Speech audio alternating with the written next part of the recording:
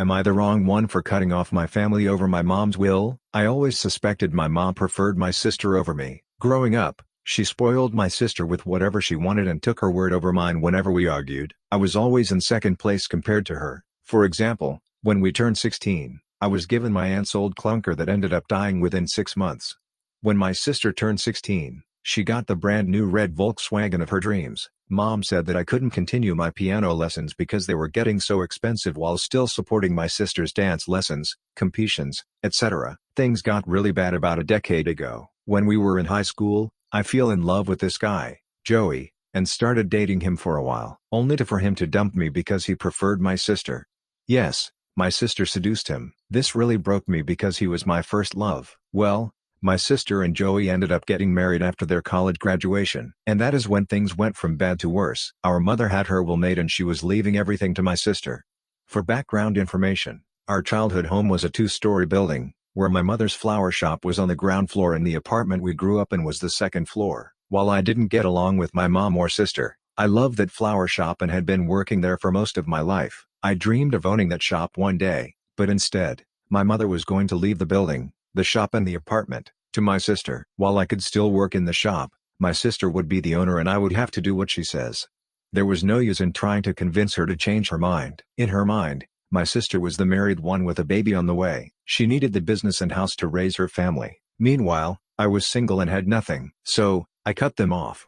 If my mother didn't see me as a family member, then I wanted nothing to do with them anymore. It was clear who she favored more. So I moved out of my childhood home and was on my own. Less than a year later, I joined the Peace Corps and have been living abroad since. Now, to the present. After not hearing from them for years, my sister found me on social media and reached out to me. She wanted to talk to me, rekindle whatever relationship we had. I told her no, that I never wanted to talk to her or have anything to do with her or her mother again. She then starts to write this angry message about how I could do this to her and why would I turn my back on her. But as far as I am concerned, she is not my family.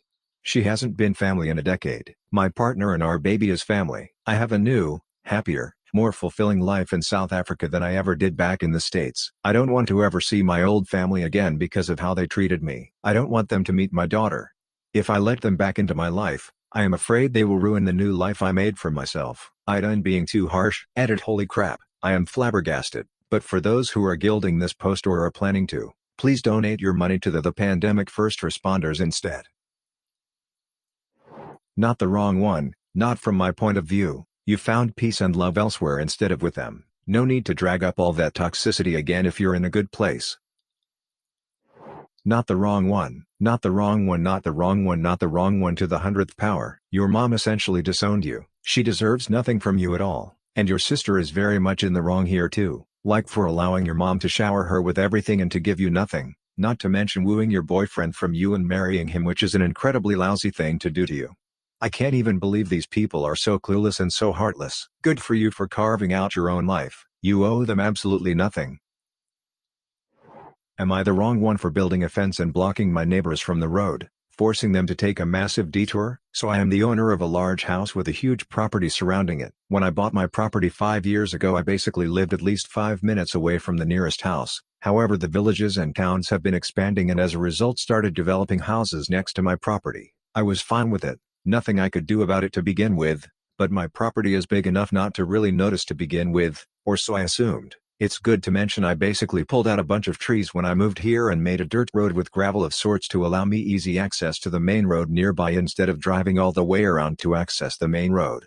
Well, soon after people started moving into the houses, I noticed people basically used my little road to access the main road nearby and kids used my field to play football. I was pretty much okay with it because it wasn't bothering me or inconveniencing me, until a few months later that was. Basically whenever people had a party or a gathering, I noticed my road and the field which they drove over was full of cars, and a few weeks later some people started straight up using it as a parking area. I had multiple talks with multiple people and the results ranged from apologetic people moving their cars to aggressive people who told me to go F myself. I finally had enough and started getting cars towed, which led to people yelling at my girlfriend in particular. As such, I built a large stone fence around my entire property. Well, multiple neighbors including the aggressive ones were all apologetic and asked me to remove the fence and how sorry they were for using it, as they basically had to add 15 to 20 minutes to their travel time to work without my shortcut.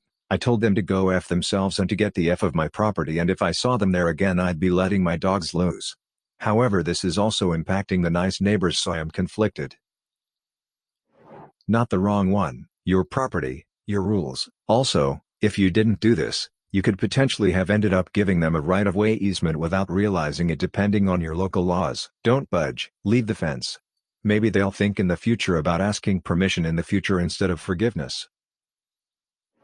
Not the wrong one. And as for the nice neighbors, that's life. People take advantage of good things and ruin it for the rest of us. Part and parcel of turning small rural communities from a place everyone knows everybody and is accountable to their actions, into exactly what you're seeing with people telling you to F off because you don't want your land turning into a crap hole. Am I the wrong one for refusing to give my parents money? I'm a 19-year-old F with 6 older siblings. My parents spent most of my childhood spending money they didn't have on my siblings, so by the time I hit my teenage years, I realized I was probably going to have to fend for myself financially when I turned 18. I started babysitting and doing odd jobs around my neighborhood when I was 14, and eventually got part-time jobs during the school year. By the time I was 16, I was working 3 jobs in the summer and 2 in addition to school. When my parents told me they couldn't pay for college, I'd already earned enough, along with scholarships, to be able to put myself through college and have plenty left over. I've continued to work during the school year, and have been able to make money during quarantine by tutoring online. The issue began a few months ago, when my eldest sister, 29 years old female, got married. My parents spent 30 grand on her wedding, taking out a second mortgage to do so. To make matters worse, my dad was furloughed 6 days after the wedding. They'd effectively dug themselves into a hole they couldn't get out of. 2 weeks ago, my mom texted me for the first time since the wedding. She didn't say hi, ask how I was, or make any small talk. She just said, "Your dad and I need a favor. When can we call you?" I'd expected this. None of my elder siblings are doing well financially, and they've exhausted all other loan options, both from family and the bank. I figured they would text me, ask me to loan them a few thousand, and promise to pay it back when they could figure things out. I was absolutely willing to pitch in a few thousand, and had even considered giving them some of my tutoring jobs so they could make some extra cash. I was not, however, expecting them to demand I give them all the money, close to $40,000, I'd made from the ages of 14 to 18. The exact statement my mom had made was, "You made that money under our roof. We were the ones who allowed you to work, so you only have it because of us anyway. We bought you food and clothes for 18 years. That money is only a fraction of what you owe us," and so on.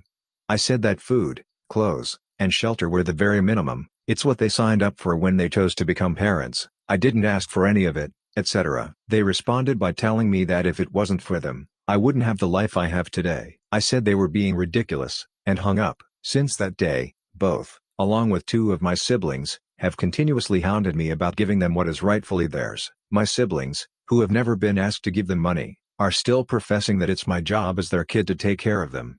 I told them they wouldn't see a cent of my hard-earned money, and have no right to make such a request. I'm torn. I feel awful for refusing to help them out, but on the other hand, this was their fault. I feel I shouldn't be responsible for fixing their mess. Am I the wrong one?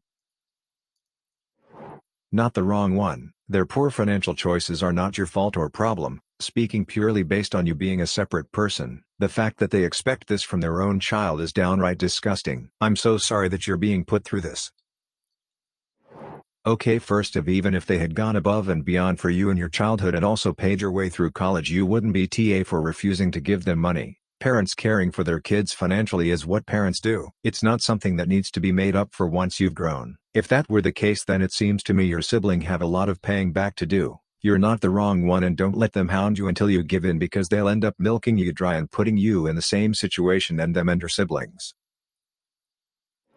Am I the wrong one? Fought kicking out my daughter after she tried to send my cat to the shelter? Throw away for obvious reasons. TLDR at the end. The relevant backstory: I have 2 daughters, one is 21 and in college, the other is 26 and because of a lot of factors finds herself pregnant, divorcing her husband and needing to live in our house for the foreseeable future, and I am happily married to their mother. The other notable character is my cat Lieutenant. We call her Loot. I found Loot in a dumpster almost 10 years ago when she was only a week old. Got her to the vet and she has been my best buddy for the last decade. She is now my grumpy old little shadow whenever I'm home. So yesterday I came home from work and I hear my eldest daughter calling me from the kitchen. My wife and eldest then tell me that Loot is getting old, Dad, and with the baby coming we didn't think it was safe to keep an old grouchy cat around an infant, so we made the decision today to send Loot to a shelter so that she can find a family that is more in line with what she needs. I told them both they were way out of line, not in so many words, and we would talk when we get back. I drive to the closest shelter, find Loot, prove ownership, pay the $100 fee to get her back, and take her home. So here's the drama part. When I get home I call a family meeting and tell my eldest she doesn't get to make decisions about my pets without consulting me. Loot only wants to be left alone, and even if it came to it I would rather exhaust all my options before putting Loot through life at a shelter. My eldest began arguing with me that Loot would be a liability around an infant and she is unpredictable. Untrue. She is either asleep, sitting on her cat tree, or eating. At that point I saw red and told her my cat is well trained, and dared her to come up with one instance of Loot even scratching someone, which she couldn't, but kept insisting that old cats are inherently dangerous for kids.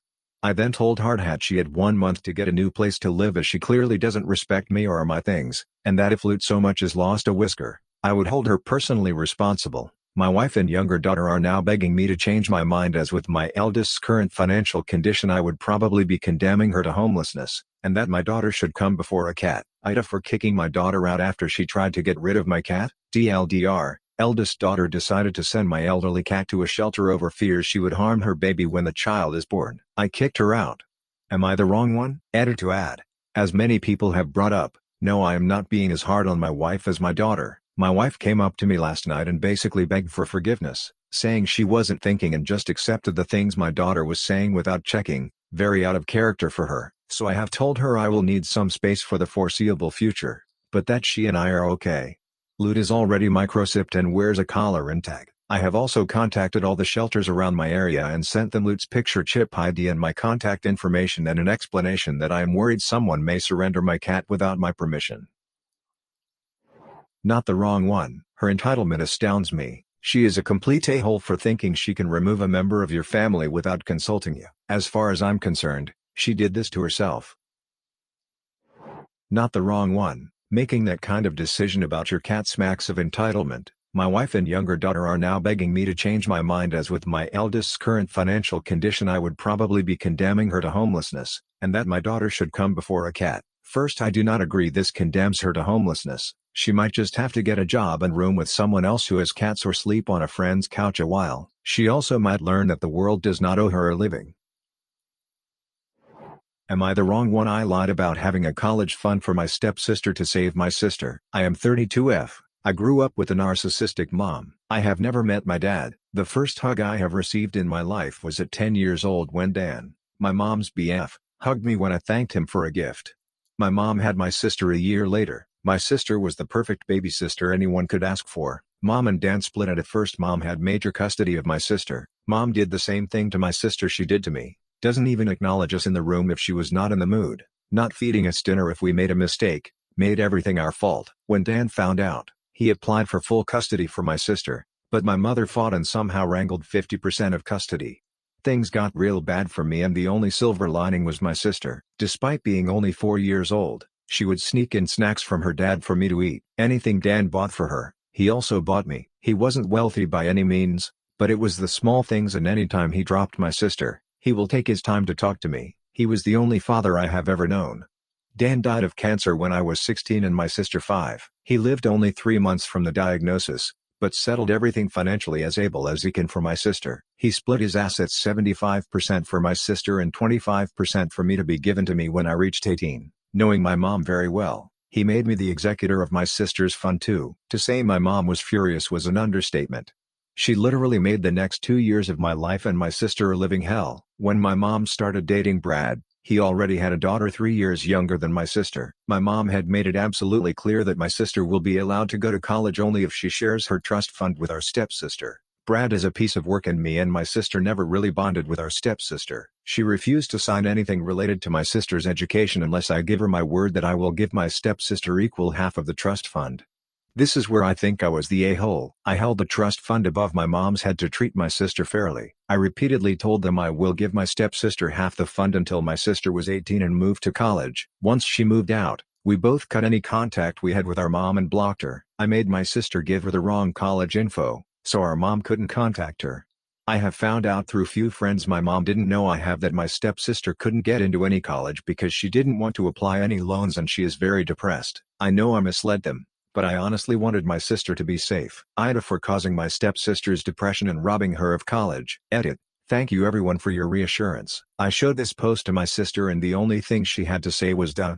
We both have discussed and decided to not contact our stepsister. We were never close to her and my friends back there can't safely get any message to her without dragging our mom into it, which is the last thing we both want. All these awards.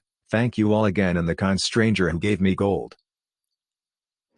Not the wrong one. You did what you needed to do to protect your baby sister, and for that, you should be proud. Your mother was trying to deny her the right to an education in order to rob her. You were justified in saying whatever you needed to say to protect your sister's interests. Dan knew what he was doing when he named you executor. He knew that you would safeguard your sister's interests, and you have proven that he was right to trust you. As for your stepsister, if she chooses not to apply for any loans, not going to college is her choice, not yours. She and your mother would have known for 3 years that they couldn't rely on robbing your sister to pay her way through college. If they didn't make alternative plans, that's on them, not you.